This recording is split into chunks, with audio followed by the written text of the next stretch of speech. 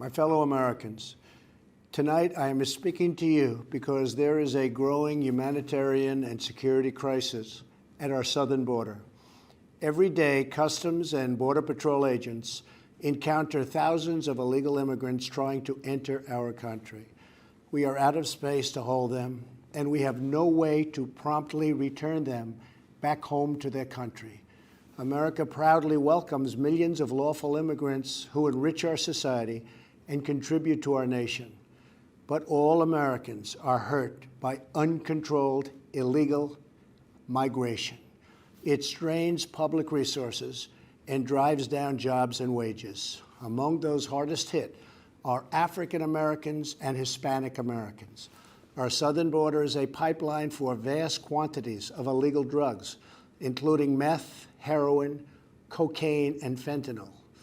Every week, 300 of our citizens are killed by heroin alone, 90% of which floods across from our southern border. More Americans will die from drugs this year than were killed in the entire Vietnam War. In the last 2 years, ICE officers made 266,000 arrests of aliens with criminal records, including those charged or convicted of 100,000 assaults, 30,000 sex crimes, and 4,000 violent killings. Over the years, thousands of Americans have been brutally killed by those who illegally entered our country, and thousands more lives will be lost if we don't act right now. This is a humanitarian crisis, a crisis of the heart and a crisis of the soul. Last month, 20,000 migrant children were illegally brought into the United States, a dramatic increase. These children are used as human pawns by vicious coyotes and ruthless gangs. 1 in 3 women are sexually assaulted on the dangerous trek up through Mexico. Women and children are the biggest victims, by far, of our broken system. This is the tragic reality of illegal immigration on our southern border. This is the cycle of human suffering that I am determined to end. My administration has presented Congress with a detailed proposal to secure the border and stop the criminal gangs, drug smugglers, and human traffickers. It's a tremendous problem. Our proposal was developed by law enforcement professionals and border agents at the Department of Homeland Security. These are the resources they have requested to properly perform their mission and keep America safe, in fact, safer than ever before. The proposal from Homeland Security includes cutting-edge technology for detecting drugs, weapons, illegal contraband, and many other things. We have requested more agents, immigration judges, and bed space to process the sharp rise in unlawful migration fueled by our very strong economy. Our plan also contains an urgent request for humanitarian assistance and medical support. Furthermore, we have asked Congress to close border security loopholes so that illegal immigrant children can be safely and humanely returned back home. Finally, as part of an overall approach to border security, law enforcement professionals have requested $5.7 billion for a physical barrier. At the request of Democrats, it will be a steel barrier rather than a concrete wall. This barrier is absolutely critical to border security. It's also what our professionals at the border want and need. This is just common sense. The border wall would very quickly pay for itself. The cost of illegal drugs exceeds $500 billion a year, vastly more than the $5.7 billion we have requested from Congress. The wall will also be paid for indirectly by the great new trade deal we have made with Mexico. Senator Chuck Schumer, who you will be hearing from later tonight, has repeatedly supported a physical barrier in the past along with many other Democrats. They changed their mind only after I was elected president. Democrats in Congress have refused to acknowledge the crisis, and they have refused to provide our brave border agents with the tools they desperately need to protect our families and our nation.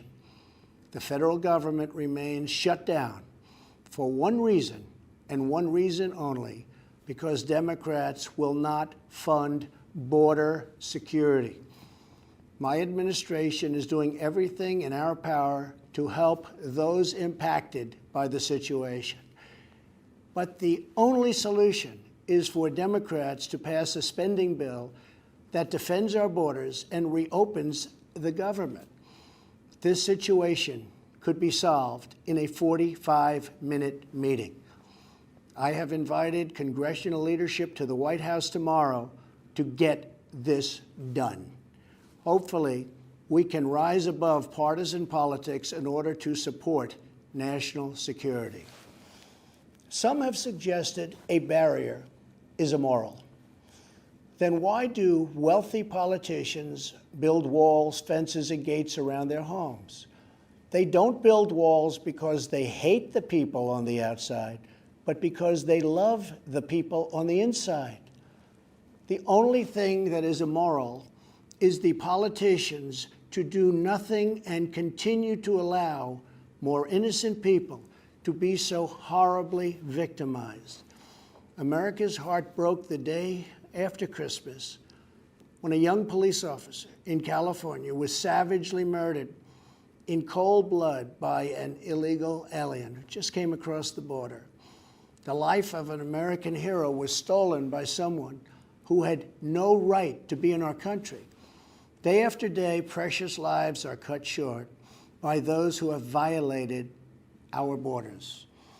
In California, an Air Force veteran was raped, murdered, and beaten to death with a hammer by an illegal alien with a long criminal history.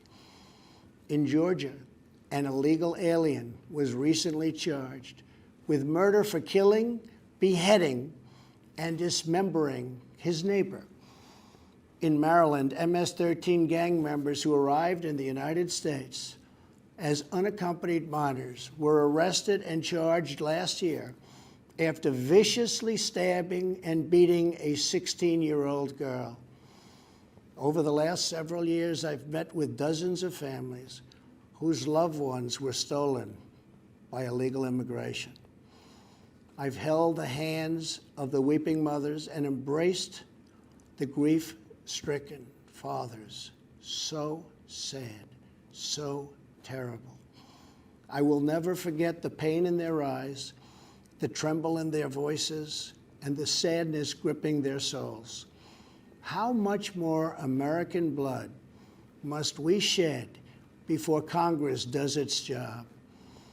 To those who refuse to compromise in the name of border security, I would ask, imagine if it was your child, your husband, or your wife whose life was so cruelly shattered and totally broken. To every member of Congress, pass a bill that ends this crisis. To every citizen, call Congress and tell them to finally, after all of these decades, secure our border.